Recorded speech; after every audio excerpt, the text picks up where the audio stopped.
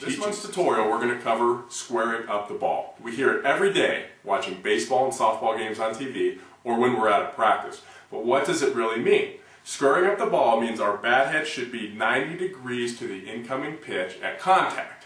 If we do this correctly, we're going to maximize backspin and carry on the balls that we hit.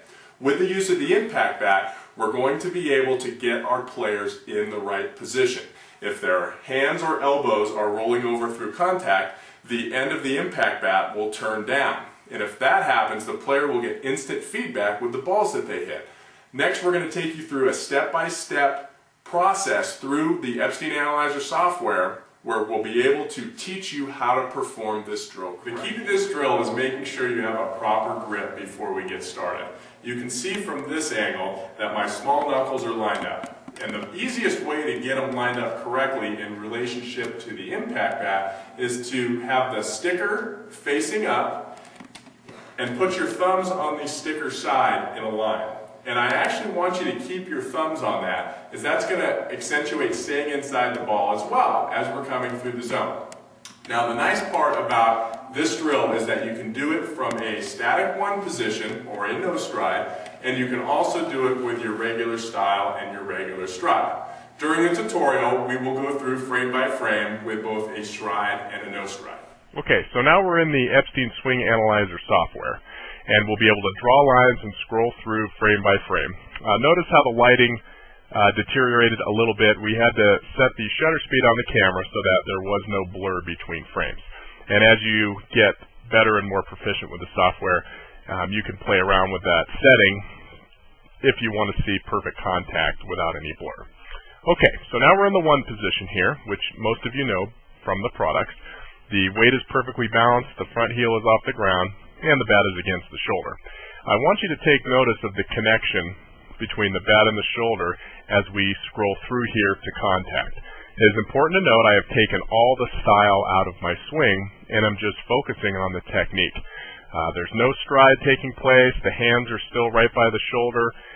This is how we teach. We want to build in the technique first, and then as we get proficient with the technique, then we like to build in style later.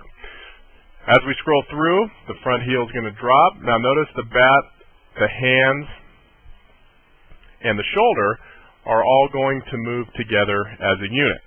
And once we reach what we call the short three position, that's when the bat head starts to come out away from the body and the arms start to push forward.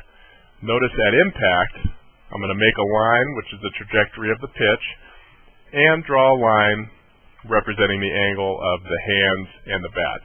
And this angle right in here is going to be pretty close to 90 degrees. And if it is close to 90 degrees, then we know we squared up the pitch pretty well. Also notice the stripe on my back leg is coming down and in. It means the back knee has done its job. The front side is firmed up, keeping our weight back. And the head is up, looking straight out in front instead of straight down towards the ball. Very important to keep our head still, to keep our body posture. I am now going to remove the images we have here so we can see what the bat head does a few frames after contact. It is impossible to swing to the impact position that I'm showing here without going a few frames further than the impact position. So if we scroll through another frame, you can see how the ball is on the bat, perfectly square here, and that impact bat is going to chase the ball off the bat. And what that means is we are extending properly. Also notice the angle of the back arm is starting to extend a little more, which is going to increase power, and our front arm is starting to straighten out as well. The key with the front elbow is that the elbow it's not how high the elbow is that it is still facing up. It's still facing the ceiling, or if we're out at a game, it's facing the sun. So notice the hands as we scroll back here. Let me remove these lines. Notice the bottom hand, the top hand, the palm is up, and that relationship stays the same all the way through contact, and I held it off a little bit further to accentuate that move. The key to this drill is making sure that the hands never roll over.